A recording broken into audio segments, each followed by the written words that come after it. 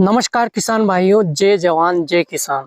आज हम बात करने वाले हैं उन इल्लियों की जो पहले स्प्रे में भी बच जाती है, दूसरे स्प्रे में भी बच जाती है। वो उनकी पूर्ण अवस्था प्राप्त कर लेती है, मतलब एक तरह से कह दें कि वयस्क हो जाती है। जिनमें सेमी-ल्यूपर इल्ली है, चने की इल्ली है और तंबाकू की इल्ली है। कुछ परसेंट इल्लियां बच जाती है, वो किसी भी दवाई से लगभग नहीं मरती है, जो हम यूज करते आ रहे हैं। तो आज इस वीडियो में बात करेंगे कुछ ऐसे टेक्निकल, कुछ ऐसे ब्रांड जिनका प्रयोग करने से बची हुई इल्लियां हैं ये पूरी तरह से खत्म हो जाएगी।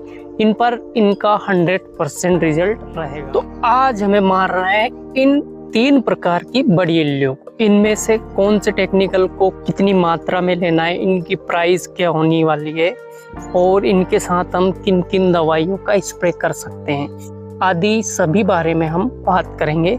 स्वागत है किसान भाइयों आपका मेरे चैनल किसान भारत की जान पर।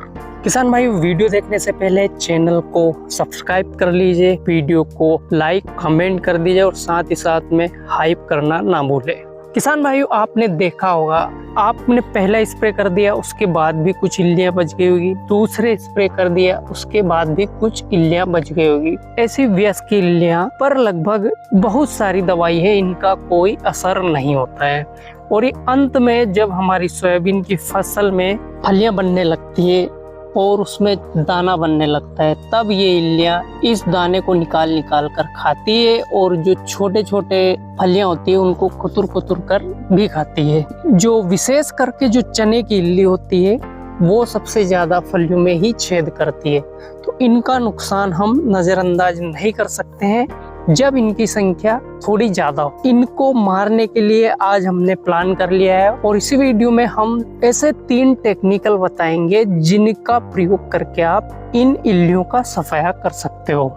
क्योंकि ये जो इल्लियां होती है हमारे अभी तक की मेहनत पर पानी फेर रही होती है। ये जो माल होता है, जो दाना होता है, उसे ही निकाल कर खाती है। तो किसान भाइयों, इस क्रम में हम पहला टेक्निकल देख लेते हैं। इस क्रम में पहला टेक्निकल है किसान भाइयों, इंडोक्साकार 15.8 EC का प्रयोग करके इन इल्लियों को आप सफाया कर सकते हैं। इसका डोज रखना है आपको 350 ml प्रति हेक्टेयर। इस वीडियो में मैं प्रति पंप कितनी दवाई मिलानी है ये इसलिए नहीं बताऊंगा क्योंकि कुछ किसान भाई ज्यादा पंप लगाते हैं, कुछ कम। तो आपको जितना पंप प्रति हेक्टेयर में लगाना हो, प्रति एकड़ में लगाना हो, इस हिसाब से आप 350 ml दवाई को विभाजित कर सकते हैं और स्प्रे कर सकते हैं। इसमें प्रमुख जो दवाई आती है उनके नाम भी हम जान लेते हैं किसान भाइयों। तो इनमें है वॉरियर IPL कंपनी की, धावा गोल्ड धानुका कंपनी की और इंतकाम ग्रीन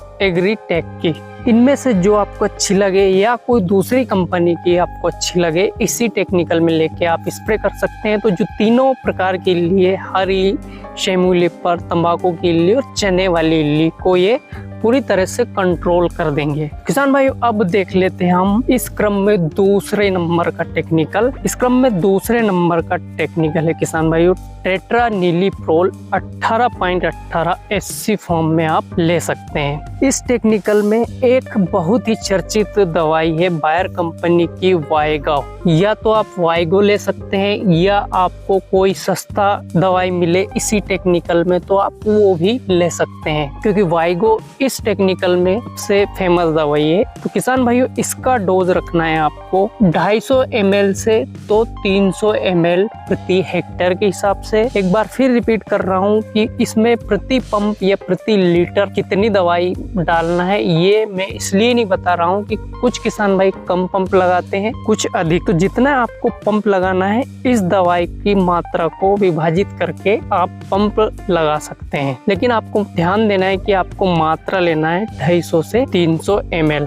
किसान भाइयों, ये भी एक ब्रॉड स्पेक्ट्रम इंसेक्टिसाइड है। ये विशेषकर बड़ी इल्लियों पर अच्छा प्रभाव रखता है, अच्छा नियंत्रण रखता है। इनके प्रयोग से आप बड़ी इल्लियों को नियंत्रित कर सकते हो। किसान भाइयों, इस क्रम में अब तीसरा सबसे पावरफुल और सबसे महंगा टेक्निकल देख लेते हैं, जो है ब्रोफ्लानिलाइट 300 GLSC फॉर्म में। इसमें GL का मतलब है 300 ग्राम पर लीटर के हिसाब से लानिलाइट की मात्रा होती है, मतलब 1 लीटर में 300 ग्राम ब्रोफ्लानिलाइट केमिकल इस दवाई में मिलाया जाता है। इस दवाई की मात्रा आपको लेनी है प्रति हेक्टेयर 50 ml, क्योंकि ये दवाई बहुत ही महंगी है और ये 50 ml लगभग आपको मिलती है 3000 के आसपास। इसमें BSF का एक्सपोनस आप ले सकते हैं। इस दवाई का प्रयोग आप तभी करें जब बहुत ही जिद्दी इलें आपके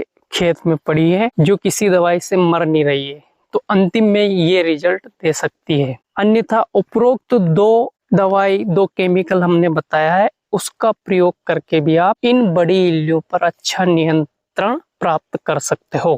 किसान भाइयों, अगर आपको वीडियो अच्छा लगा तो वीडियो को आप लाइक कर सकते हैं और हाइप कर सकते हैं और चैनल को सब्सक्राइब कर सकते हैं। धन्यवाद।